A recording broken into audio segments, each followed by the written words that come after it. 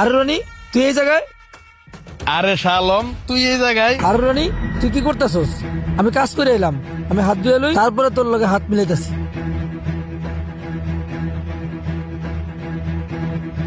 আরে কি করস পাগল? আরে বেটা, আমার হাতে ময়লা ছিল, তোর হাতে ময়লা লেগে তোর গেছে। বেড়া, এটা কোনো কথা কস? আরে তুই কি করতেছস? আরে বেটা, আমি রোদের মধ্যে মাত্র কাজ করে এলাম, তোর গায়ে ময়লা লেগেছে বোকা। দেওস না আমার শরীরে ঘামে ভিজা। আরে বন্ধু, কি পাগলের মতো কথা কস? এখন বল, কি অবস্থা, কেমন আছস? আর আন্টি কেমন আছে? আলহামদুলিল্লাহ দোস্ত, ভালো আছি। আর আম্মু অনেক ভালো আছে। আরে বন্ধু, অনেকদিন পর তোর সাথে দেখা হইলো। আন্টির সাথে দেখা হয়েছিল, আন্টি বললো তুই নাকি বিদেশ সেটেল হইছস, কিন্তু তুই হঠাৎ করে দেশে আর আমার সামনে। আফটার 10 ইয়ার্স 10 বছর বিদেশ ছিলাম, আর 10 বছর পর কিছুদিন আগে দেশে আসছে। আচ্ছা, একটা কথা বলতো, দেশের না ব্যাপারটাই অন্যরকম।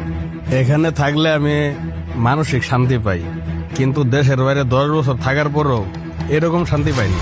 এজন্যই দেশের বাইরে আমি আর থাকতে পারিনি, চলে আইছি। সরি স্যার, একটা কথা বলতাম। এই লোকটার কি আপনি চিনেন? মানে আপনার পরিচিত? আরে কি বলেন, চিনবো না মানে?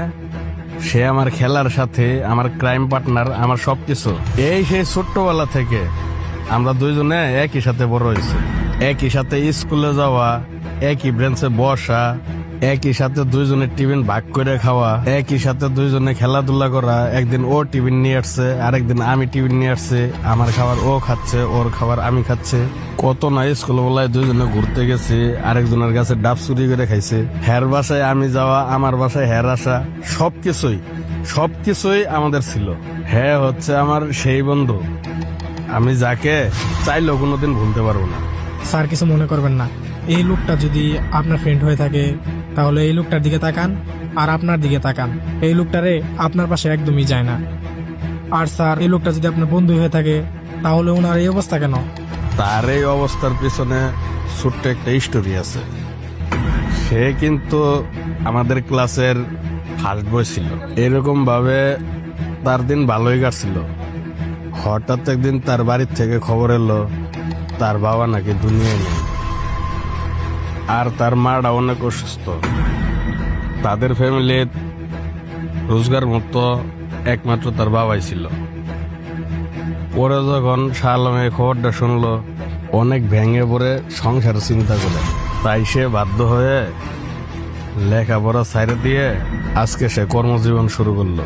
দ্যাটস ওয়াই বন্ধুত্ব বন্ধুই, তাই না? আর শালম, আশেপাশে তুই যত প্রজেক্ট দেখস সবকিছুই তোরই ভাইয়ের, তোরই বন্ধুর। হাই হাই বন্ধু, তুই কি কইতাছস? আমি তোর প্রজেক্টে কাজ করতেছি, আমি জানিই না। আরে বন্ধু, তুই আমার প্রজেক্টে কাজ করস মানে তুই আমার সাথে কাজ করস। চল অফিসে চল। স্যার, আপনি মনে হয় ভুলে গেছেন, আমাদের একটা মিটিং ফিক্সড হয়েছিল। ওই মিটিংয়ে আমরা যাইতেছিলাম। আজকে যদি ওই মিটিংয়ে অ্যাটেন্ড না করতে পারি, তাহলে কিন্তু আমাদের কোম্পানি অনেক বড় ক্ষতি হয়ে যাবে। তাই স্যার, আগে আমরা মিটিংটা শেষ করে আসি, তারপরে আপনার বন্ধুর সাথে আপনি কথা বলেন। আসলে তো সরি, আমি তো ভুলেই গেছি। আচ্ছা শাহ আলম, তুই 5টা মিনিট এখানে ওয়েট কর, আমি মিটিংটা শেষ করে আসতেছি। আর শোন, কোথাও যাবি না, এখানে ওয়েট কর, ঠিক আছে? আমি বলতেছিলাম কি, ওই লোকটার এখন কি করতে হইব, এটা কিন্তু আমি ভালো করে বুঝতে পারছি। বুঝতে পারছি মানে? তুমি কার সাথে কি করার চিন্তা ভাবনা করতেছো? ওই যে ওর সাথে আপনার ফ্রেন্ড। আমি বিষয়টা আসলে বুঝতে পারছি, আপনি বিষয়টা ভালোভাবে নিতে পারেন নাই। এখন কি করবেন স্যার? আপনিও তো একজন মানুষ, আপনি চাইলেও তো কারোর সাথে খারাপ ব্যবহার করতে পারেন না। উনি আপনার ফ্রেন্ড ছিল, সেজন্য এসে আপনার সাথে কথা বললো, আপনার সাথে এসে হ্যান্ডশিপ করলো। আমি জানি আপনি চাইলে কিন্তু ডিনাই করতে পারতেন, কিন্তু আমি এটা ভালো করে জানি আপনি একজন ভালো মনের মানুষ। তাই হয়তো বা এটা ভেবে আপনি ওখান থেকে সবকিছু ম্যানেজ করে চলে আসছেন। কিন্তু আমি তো জানি আপনার একটা রেপুটেশন আছে। আপনি কোথায় আর হ্যাঁ কোথায়, যাই হোক, হয়তো আপনার ছোটবেলার বন্ধু ছোটবেলায় শেষ হয়ে গেছে। আপনি বড় হয়েছেন, আপনার এত বড় একটা প্রজেক্ট, আপনি এত বড় একটা প্রজেক্টের মালিক, ও একটা সামান্য দিনমজুরি লেবার। স্যার, আপনি যত কিছুই বলেন না কেন, আপনার সাথে কিন্তু ওর একদমই মানায় না। আপনার স্ট্যাটাস আর ওর স্ট্যাটাস, এটা আমি ভালো করেই জানি। অফিসের কেউ যদি শুনতে পারে সামান্য একজন লেবার রনি স্যারের বন্ধু স্যার, আপনার মান সম্মান ধুলোয় মিশে যাবে। আপনার এতদিনে কষ্ট করার রেপুটেশন সবকিছু তো ধুলোয় মিশে যাবে। আমি স্যার ভালো করেই বুঝতে পারছি, আমি যখন আছি আপনার ম্যানেজার, আমি এটা কখনোই হতে দিব না। আমি ওকে এ জায়গা থেকে তো বের করবই। ওরে আমি ঢাকা শহরে কোনো জায়গায় কাজ করতে দিব না, যেন আপনার ত্রিসীমায় কখনো না আসতে পারে আর বলতে না পারে আপনার ফ্রেন্ড। আমি থাকতে এটা কখনোই হতে দিব না। আশিক সাহেব, আপনি আমার কোম্পানির একজন ম্যানেজার, না হলে এতক্ষণ আপনি যা বলছেন তার ঠিক জবাব আপনাকে আমি দিয়ে দিতাম। আপনি কাকে নিয়ে কি বলছেন আপনার কোনো আইডিয়া আছে? আমি আপনার সামনে ওর পরিচয় আপনাকে আমি দিছি না? ও আমার ছোটবেলার বন্ধু, ও আমার ভাই। আর আমার ভাইকে আপনি আমারই কোম্পানির থেকে বের করে দেওয়ার চেষ্টা করতেছেন। একটা কথা বলেন, কোম্পানির মালিক কি আপনি নাকি আমি? আপনি আমার ভাইকে এই কোম্পানির থেকে বের করে দেওয়ার কথা বলতেছেন। তার থেকে বড় কথা কি জানেন? সমস্যা আপনাদের মেন্টালিটিতে। আর আমি মাথা দিয়ে কখনো বন্ধুত্বের বিচার করি না, আর কারো যোগ্যতা দিয়েও বন্ধুত্বের বিচার করি না। বন্ধু তো বন্ধুই, ছোটবেলা যে বন্ধু, বড় হয়েছে এখনো আমার সেই বন্ধু, আজীবন বন্ধু থাকবে। দ্যাটস ওয়াই ফার্স্ট টাইম আপনাকে আমি ওয়ার্নিং দিচ্ছি।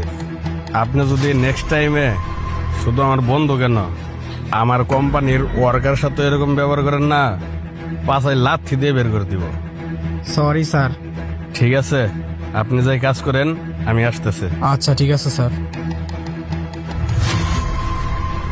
আরে বন্ধু দাঁড়া, কই যাস? আমি বাড়ির যাবো রে দোস্ত, আমার মা হঠাৎ করে অসুস্থ তো, তাই আমার জরুরি বাড়ি যেতে হবে। আরে বন্ধু, তুই কি বলতেছস? তার মানে এতক্ষণ আমরা যা বলছি তুই সবই শুনছস? ম্যানেজার কথা তো শুনতে পারছস, কিন্তু আমি যে বলছি তুই আমার কথা শুনস নাই। বন্ধুত্ব বন্ধুই, বন্ধুত্ব কখনো শেষ হয় না। আর তাছাড়া তুই এত তাড়াতাড়ি আমাদের ছোটবেলার কথা ভুলে গেলি। একটা কথা মনে রাখিস, বন্ধুত্ব আজীবনের। আর আমার কোম্পানির ম্যানেজারকে যদি এখন আমি না করি, এখানেই সম্পর্ক শেষ। তার কথাতে মনে কোনো কষ্ট নিস না। না রে বন্ধু, ম্যানেজারের কথা আমি কোনো কষ্ট পাই নাই, তুই তো আর আমার কিছু বলস নাই। আচ্ছা বন্ধু বাদ দে, এক কাজ কর, রুটি দে, অনেক খিদে লাগছে, রুটি খামো। আরে বন্ধু তুই কি কস? তুই একটা শিল্পপতি, তুই আমার এই রুটি খাবি? আরে বেটা কি কইতাছস? এই তোর হাতের খাবার খাই তো আমি ছোট থেকে বড় হয়েছি। ওই বেটা, তোর মনে নাই ছোটবেলা এক লোকের টিফিন ভাগ করে খেতাম? দে রুটি দে। আজ অনেকদিন পর দুই বন্ধু মিলে রুটি খাম।